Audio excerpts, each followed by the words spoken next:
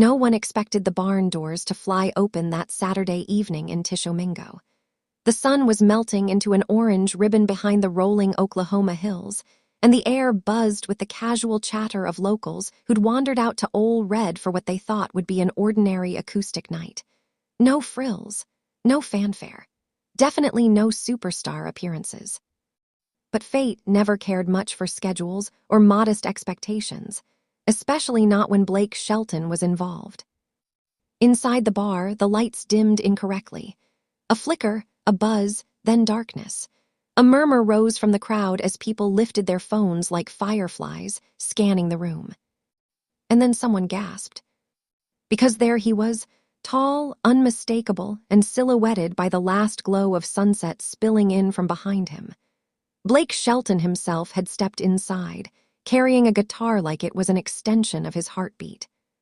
People froze, a few squealed. One woman actually dropped her nachos. Blake grinned, clearly entertained. "Hope y'all weren't expectin' anything fancy," he drawled. "'Cause I wasn't expectin' to be here either." The crowd roared. Word spread through the small town in seconds. Phones flew out, text messages pinged, whispers raced out the door. "Blake's here." The room swelled with excitement, hundreds forgetting to breathe. But excitement soon twisted into something else. Shock, awe, disbelief.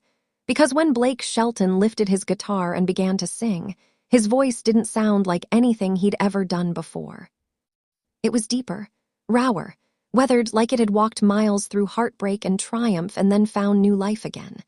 Fans exchanged wide-eyed looks, whispering, "What happened to his voice?" And not in a worried way, more in a holy cow this is different way. He sang Austin, but the tone was new, gritty and intimate, like he wasn't performing for a crowd, but confessing something to himself. The room grew painfully silent. Even the bartenders paused mid-pour as the notes drifted like smoke around the rafters. When the final line fell from his lips, the crowd erupted with applause so loud the windows rattled. Blake chuckled, shaking his head. "Well, hell," he said. "I take a vacation from music for 5 minutes and y'all act like I aged 40 years. Nobody laughed. They were still too stunned. "Seriously, though," he continued, tapping the mic stand, "I've been trying something new. Been taking care of myself a little more. Been living a little more. And I guess my voice is doing its own thing these days." Fans loved it. They craved it. But they also wanted answers. A man near the front finally called out, "Blake, what happened? You sound different in a good way." Blake hesitated, scratched his jaw, and then shrugged. "Guess life'll do that to you," he said. "Guess love'll do that to you too." A knowing wave rippled through the crowd. Gwen Stefani's name danced unspoken across every mind. But Blake didn't elaborate. Instead, he shifted into another song, this one new, unreleased, something nobody had heard before. It started slow, almost haunting. The melody curled through the room like a secret you weren't supposed to witness. His voice, deep, grit-lined, smoky, pulled people in like gravity itself. I walked off that mountain, thinking I was done with dreams. But the quiet got too loud. And the truth split at the seams. Fans froze. Some actually cried. Others simply held their phones to their chests, forgetting to record. It was the kind of performance that didn't happen on TV, didn't get perfected in a studio. It happened only when a man rediscovered something he thought he'd lost. When he finished, Blake stared at the floor a moment before speaking again, softer than before. "I wasn't sure I'd sing in public again," he admitted.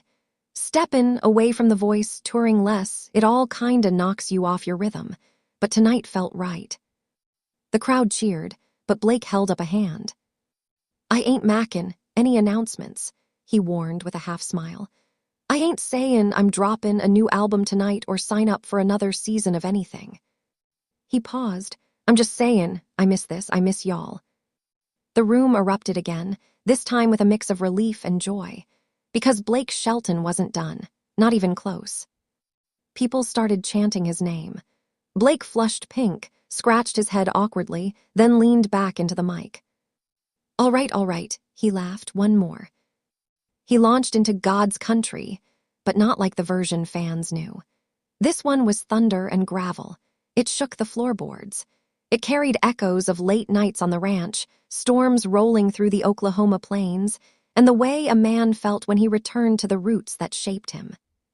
People filmed, they shouted, they sang along, but above all, they listened.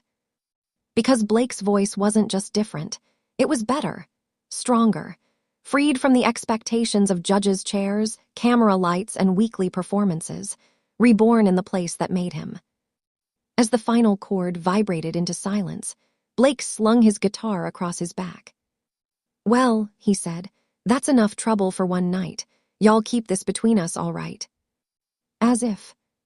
Within minutes, clips exploded across social media. "Blake Shelton sounds unreal tonight. New voice, new Blake, what happened? This is the best he's ever sounded." News outlets picked it up. Fans analyzed videos. Musicians commented. Hashtags trended worldwide. And Blake, back at home with his boots kicked up on a porch rail, just smirked at the commotion. He hadn't planned a comeback. But sometimes the comeback plans you. And that night in Oklahoma, when the lights went out and the doors swung open, Blake had stumbled back into music like an old flame he never stopped loving.